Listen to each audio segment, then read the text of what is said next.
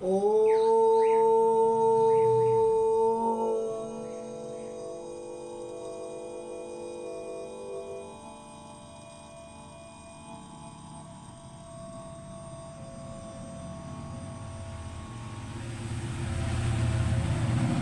শিবায় নমঃ। আমার আরাধ্যের চরণে কোটি কোটি প্রণাম। তার পাদপদ্মে আমার প্রণাম। আমার তারামায়ের পাদপদ্মে প্রণাম।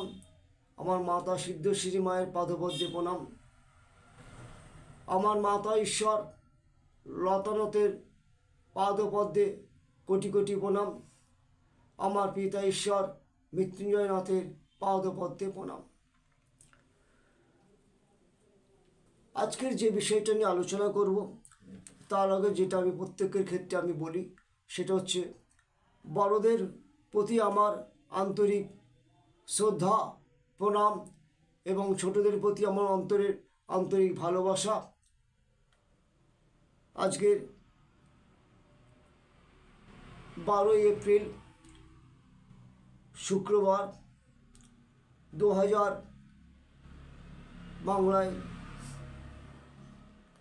বাংলায় 1430 সাল শেষ হতে চলেছে। আমি এই সময় এই নীল পুজোর দিনে আজকে যে বিষয়ে আলোচনা করব, আগের দিন আমি যেটা আলোচনা করেছিলাম সেটা লিঙ্গের উদ্ভব, তার রহস্য, সেটা আপনারা অনেকেই শুনেছেন, অনেকেই কমেন্ট করেছেন,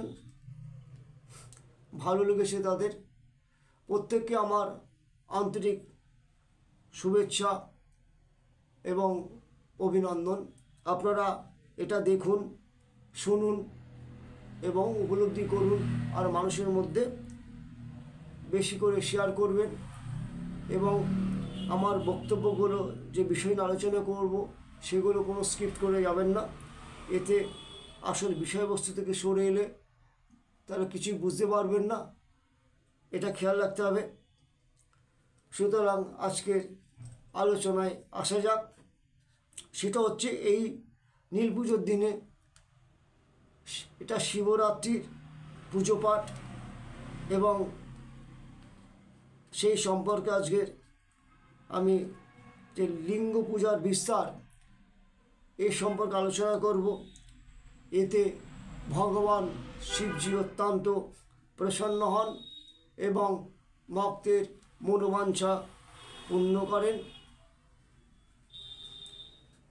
আমাদের যে সমস্ত সনাতন মানুষজন আছে, শিব তাদের কাছে কত পরম প্রিয় আরাধ্য দেবতা। তিনি যজ্ঞেশ্বর, তাকে আরাধনা না করলেই কোনো যজ্ঞ সম্পন্ন কিন্তু হয় না। তাই লিঙ্গ পূজার বিস্তার এই সম্পর্কে আলোচনা করব। পৃথিবীতে শিবলিঙ্গের পূজা অনাদিকাল থেকে প্রচলিত। সময়কালের মাপকাঠিতে লিঙ্গ পূজার প্রচলন কাল নির্ণয় করা খুব কঠিন কাজ। লিঙ্গ পূজা এবং তার ক্ষেত্র সম্বন্ধে যদি বিচার বিশ্লেষণ করা যায় তাহলে অবশ্যই এমন তত্ত্ব পরিস্ফুট হবে যে বিশ্বের প্রায় প্রত্যেক ক্ষেত্রেই কোনো না কোনো রূপে লিঙ্গ পূজার প্রচলন ছিল। খ্রিস্ট ধর্ম প্রচারের পূর্বে পশ্চিমী দেশগুলিতে বিভিন্ন জাতির মধ্যে সর্বত্র লিঙ্গ পূজার প্রচলন ছিল। তাহলে আমরা কি জানলাম না, খ্রিস্ট ধর্ম প্রচারের পূর্বে পশ্চিমী দেশগুলিতেও বিভিন্ন জাতির মধ্যে সর্বত্র লিঙ্গ পূজার প্রচলন ছিল বা প্রচলিত ছিল। রোম সাম্রাজ্য, গ্রিস সাম্রাজ্য, এই দুই দেশে প্রিয়পস এবং ফল্লুস নামে লিঙ্গের পূজা অর্চনা করার রীতি ছিল। এই দুই দেশেই প্রাচীন ধর্মে লিঙ্গ পূজার মহত্বপূর্ণ স্থান ছিল। লিঙ্গ পূজার মহত্বপূর্ণ স্থান ছিল। লিঙ্গ পূজার সঙ্গে বিষমূর্তি, কি বলেছে না, লিঙ্গ পূজার সঙ্গে বিষমূর্তির পূজাও প্রচলিত ছিল, যাকে মহাদেবের বাহন বলে স্বীকার করে নেওয়া হয় বা স্বীকার করা হয়। হিন্দু ধর্মের মতন তাদের পূজাতেও ফুল, ধূপ, দীপ আদি পূজার সামগ্রী এবং ব্যবহারের প্রচলন ছিল। মিশর দেশের অধিবাসীরা হর এবং ঈশির উপাসনা করত। মিশর দেশের অধিবাসীরা হর ও ঈশির উপাসনা করত। আমাদের শাস্ত্র অনুযায়ী শিবের এক নাম হর এবং ঈশি। আমাদের শাস্ত্র অনুসারে শিবের আরেক নাম হচ্ছে হর এবং ঈশি শব্দ। ঈশানী শব্দের প্রতিরূপ, যিনি মহাদেবের মাতৃশক্তি বিশেষ। এইসব দেশগুলিতে প্রতি বছরই ফাল্গুন বা মার্চ মাসে লিঙ্গ পূজা উদযাপিত হতো। এই পূজা বসন্ত উৎসব রূপে পালিত হতো। এই উৎসবকে তাদের রাষ্ট্রীয় উৎসব রূপেই গণ্য করা হতো, তাদের রাষ্ট্রীয় উৎসব বলেই গণ্য করা হতো। মিশর দেশের অন্তর্গত ইথিওপিয়ার পর্বতস্থিত টানা হ্রদ থেকে নীল নদের অধিষ্ঠাতা রূপে ওশরী লিঙ্গ নামক দেবতাকে মান্য করা হতো। কৈলাস পর্বতের অন্তর্গত চন্দ্রগিরি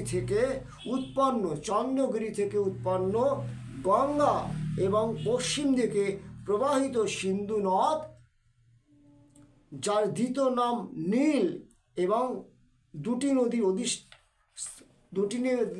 নদী অধিষ্ঠাতা ও শঙ্কর ভগবান। ফাল্গুন শব্দের অদ্ভুত বা বিচিত্র, যা সংস্কৃত ফলের শব্দের বিকৃত রূপ। এই শব্দের অন্তর্নিহিত অর্থ হলো যজ্ঞ বা পূজনকারী ভক্তের ভগবান শঙ্কর অতি দ্রুত ফল প্রদান করে থাকেন। ফল্লুস এর অর্চনাকালে বসন্ত ঋতুতে উৎপন্ন ফল মূলাদি অর্পণ করা হতো। বিখ্যাত মনীষী প্লুটার্কের রচনা থেকেও জানা যায় যে মিশর দেশের প্রচলিত লিঙ্গ পূজার প্রচলনের মতন সম্পূর্ণ পশ্চিম দেশেও প্রচলিত ছিল। চীন এবং জাপান দেশ দুটির প্রাচীন সাহিত্য থেকে জানা যায় যে সেখানেও লিঙ্গ পূজার প্রচলন ছিল। এই সকল স্থান থেকে প্রাপ্ত প্রাচীন মূর্তিগুলিও আভাস দেয় যে আমেরিকা মহাদ্বীপের প্রাচীন অধিবাসীগণও লিঙ্গ পূজা করতেন। দুই ভাগে বিভিন্ন খ্রিস্ট ধর্ম গ্রন্থের প্রাচীন সুষমাচার নামক অংশে রাজকাহিনীর পঞ্চদশ অধ্যায়ে এক চমকপ্রদ কাহিনী উল্লেখ আছে যে রায়ো বিয়ামের পুত্র আশা নিজ মাতা মামাকাকে লিঙ্গের সামনে বলির আয়োজনে বাধা দেওয়ায় মামাকা ক্ষুব্ধ হয়ে লিঙ্গ মূর্তিকেই ভেঙে ফেলেছিল। প্রাচীন ইহুদি ধর্মেও লিঙ্গ পূজা প্রচলনের অনেক প্রমাণ পাওয়া যায়। প্রাচীন ইহুদি ধর্মেও লিঙ্গ পূজার প্রচলনের অনেক প্রমাণ পাওয়া যায়। ইহুদিদের যে দেবতা সেটা হচ্ছে বল ফেগর পূজা ও লিঙ্গ মূর্তিকেই করা হতো। ঐতিহ্য অনুসারে ইহুদিদের এক গুপ্ত মন্ত্রে দীক্ষা নেওয়ার প্রচলন ছিল। ইহুদিদের এক গুপ্ত মন্ত্র দীক্ষা নেওয়ার প্রচলন ছিল। ওই ইহুদিগণের মধ্যে ওই এবং মরিনা নিবাসীদের উপাস্য দেবতা ছিল লিঙ্গরূপী ফেগো সোয়েল। মিশরবাসীগণের উপাসনা পদ্ধতির সঙ্গেও এদের পূজাবিধির অনেক সাদৃশ্য ছিল। পাহাড়ের উপর জংলি গাছের নিচে ইহুদিরা নানা জায়গায় লিঙ্গ প্রতিষ্ঠা করত এবং ওই সকল লিঙ্গের সামনে বাছুরের মূর্তি ও প্রতিষ্ঠা করত। এছাড়াও ভারতীয় সনাতন আর্য ধর্মের অন্তর্গত শিব পূজার সঙ্গে ব্যাবিলনের মূর্তি পূজার তুলনা করা যায়। এছাড়াও ভারতীয় সনাতন আর্য ধর্মের অন্তর্গত শিব পূজার সঙ্গে ব্যাবিলনের মূর্তি পূজার তুলনা করা যায়। প্রাচীন ব্যাবিলনের ভূগর্ভ খনন করে 1 হাত পরিমিত লম্বা পিতল লিঙ্গ মূর্তি একাধিক আবিষ্কৃত হয়েছে। ফ্রান্স আদি দেশে যদিও বর্তমানে লিঙ্গ পূজার প্রচলন নেই, তাহলে ফ্রান্সের আদি দেশে যদিও বর্তমানে লিঙ্গ পূজার প্রচলন নেই, তবুও এখানকার বিভিন্ন প্রসিদ্ধ স্থানেও আজও লিঙ্গ পরিদর্শন বা আজও লিঙ্গের নিদর্শন দেখতে পাওয়া যায়। বিশেষত এখানকার প্রাচীন ধর্মস্থানে এবং সংগ্রহশালাগুলিতে লিঙ্গের ন্যায় পাথর স্মারক হিসাবে সংরক্ষিত দেখতে পাওয়া যায়।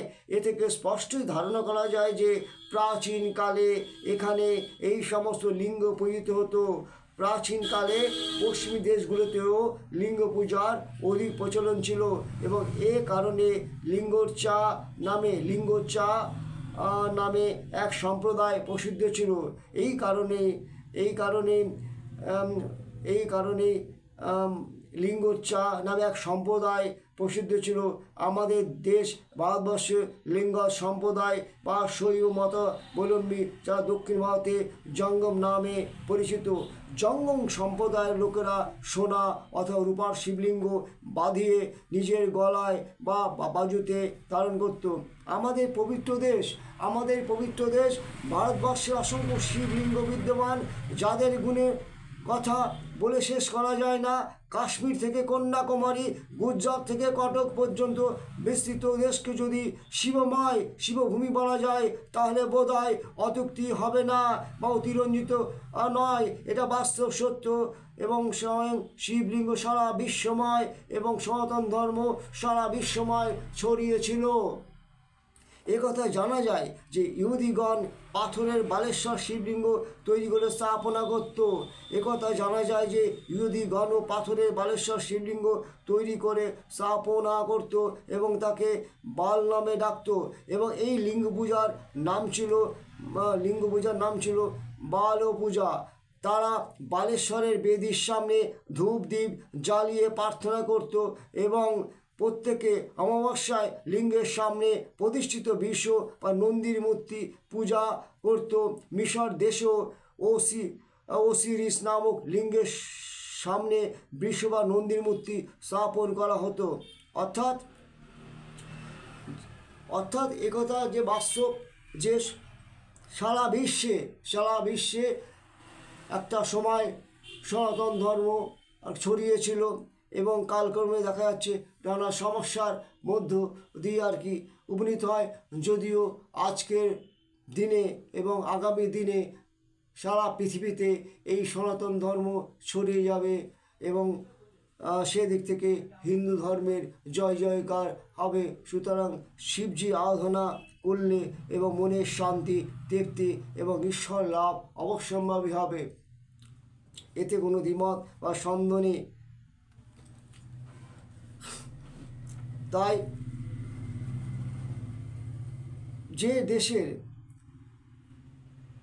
যে জনজাতি যেভাবে ডাকুক না কেন, যে এই যে লিঙ্গ পূজা, যেটাকে বিশেষ করে ইহুদিগণ যে পাথরের যে বালেশ্বর শিবলিঙ্গ তৈরি করে স্থাপনা করত, তাকে বাল নামে ডাকত। এই লিঙ্গ পূজার নাম ছিল বাল পূজা। তারা বালেশ্বরের বেদির সামনে ধূপদীপ জ্বালিয়ে তারা প্রার্থনা করত এবং প্রত্যেক অমাবস্যায় লিঙ্গের সামনে প্রতিষ্ঠিত যে বিষ্ণু বলতে ষাঁড়, অর্থাৎ দ্বীপ জ্বালিয়ে তারা প্রার্থনা করত এবং প্রত্যেক অমাবস্যায় লিঙ্গের সামনে প্রতিষ্ঠিত শিব, বিষ্ণু এবং নন্দীর মূর্তি পূজা করত। মিশর দেশে ওসিরিস নামক লিঙ্গের সামনেও বৃষ বা নন্দী মূর্তি স্থাপন করা হতো। সুতরাং আজকের এই বিষয়টা নিয়ে আমি আলোচনা করলাম। আপনাদের যদি ভালো লেগে থাকে লাইক করবেন, কমেন্ট করবেন, বেশি বেশি করে শেয়ার করবেন, যাতে এটা বিশ্বময় হোক, ভাইরাল হোক এবং মানুষ জানতে পারুক যে সনাতন ধর্ম সারা বিশ্বময় আবার ছড়িয়ে পড়বে। এবং যে ধর্ম মানুষকে ভালোবাসতে শেখায়, যে ধর্ম মানুষকে আলোর পথ দেখায়, যে ধর্ম ক্ষমা করতে শেখায়, যে ধর্ম অধর্মকে নাশ করতে শেখায়, সেটাই হচ্ছে সনাতন ধর্ম। অর্থাৎ শিবজিকে নিয়ে আমরা যে আলোচনা করছি, এরপরে অন্য বিষয় নেক্সট ভিডিওতে আমি বলবো। এবং এগুলো যদি আপনাদের ভালো লেগে থাকে তাহলে লাইক করবেন, কমেন্ট করবেন, শেয়ার করবেন এবং আমার চ্যানেলকে সাবস্ক্রাইব করবেন। এবং যা প্রোগ্রাম করব সেগুলো আপনাদের কাছে পৌঁছে যাবে, আপনারা জানতে পারবেন এবং এতে মানুষের উপকার হবে। বেশি বেশি করে শেয়ার করুন। আজকের এই পর্যন্তই, এবং পরবর্তী যে ভিডিওটা আনবো তবুও আজকে একটু টাচ করে আমি বলছি, সেটা হচ্ছে শিবলিঙ্গের গঠন, বৈশিষ্ট্য এবং তার ব্যবহার। আগামী যখন ভিডিও করব এই টপিকটা নিয়ে কিন্তু আপনাদের সামনে আসবো, আপনারা অপেক্ষা কি থাকবেন। আর আজকের এই পর্যন্তই। আর কোনো বিষয়ে যদি যোগাযোগ করতে চান 9775217055 নম্বরে যোগাযোগ করতে পারেন। ওং নমঃ শিবায়, ওং নমঃ শিবায়, হরি ওং নমঃ শিবায়।